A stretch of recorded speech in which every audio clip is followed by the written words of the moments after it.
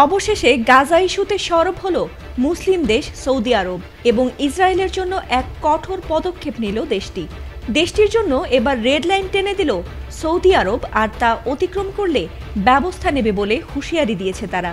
আর তাতে যেন নতুন করে দুশ্চিন্তায় পড়লেন নেতানিয়াহু। মধ্যপ্রাচ্যের অস্থির পরিস্থিতির মাঝেই ইসরায়েলকে তারা স্পষ্ট করে দিয়েছে পশ্চিম তীর তাদের জন্য রেড লাইন। যদি ইসরায়েল এই সীমা অতিক্রম করে তবে কঠোর পদক্ষেপ নিতে দ্বিধা করবে না সৌদি আরব।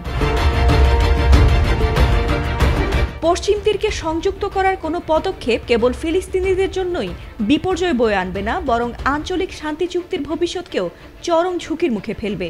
যদিও রিয়াদ এখনও সুনির্দিষ্ট করে বলেনি তারা কী ধরনের ব্যবস্থা নেবে, তবে ধারণা করা হচ্ছে সৌদি ইসরায়েল স্বাভাবিকরণের যত সম্ভাবনা রয়েছে তা পুরোপুরি বাতিল হয়ে যাবে। এমনকি আবারও ইসরায়েলি বিমানের জন্য আকাশসীমা বন্ধ করে দেওয়ার মতো পদক্ষেপ আসতে পারে।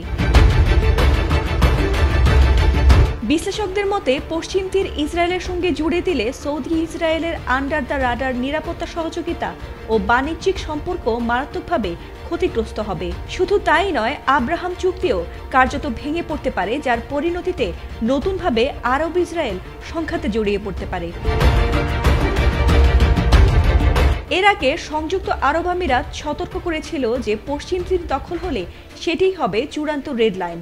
আবুধাবির মতে এটি শুধু আব্রাহাম চুক্তিকেই বিপন্ন করবে না, বরং আঞ্চলিক সম্পর্ককে স্বাভাবিক করার জন্য সব প্রচেষ্টাকে ধ্বংস করবে।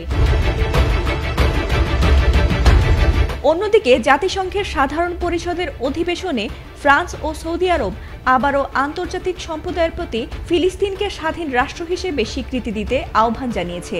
দেশটির পররাষ্ট্রমন্ত্রী প্রিন্স ফয়সাল বিন ফারহান বলেছেন, ফিলিস্তিন রাষ্ট্রকে স্বীকৃতি দেয়া দ্বিরাষ্ট্রের সমাধানের পথে অত্যন্ত গুরুত্বপূর্ণ। তার মতে এ ধরনের পদক্ষেপ শুধু ফিলিস্তিনের জনগণের অধিকারকে প্রতিষ্ঠা করবে না, বরং মধ্যপ্রাচ্যে স্থায়ী শান্তি প্রতিষ্ঠার প্রচেষ্টাকেও এগিয়ে নেবে। সম্প্রতি যুক্তরাজ্য, কানাডা, অস্ট্রেলিয়া ও পর্তুগাল ফিলিস্তিনকে স্বীকৃতি দেওয়ার ঘোষণা দিয়েছে। এর আগে স্পেন, আয়ারল্যান্ড ও নরওয়ে একই সিদ্ধান্ত নিয়েছিল। কূটনৈতিক মহলে ধারণা দ্রুতই আরও কিছু ইউরোপীয় দেশ এই ধারায় যুক্ত হতে পারে। ফাতিমা সুলতানা, এটিএন বাংলা।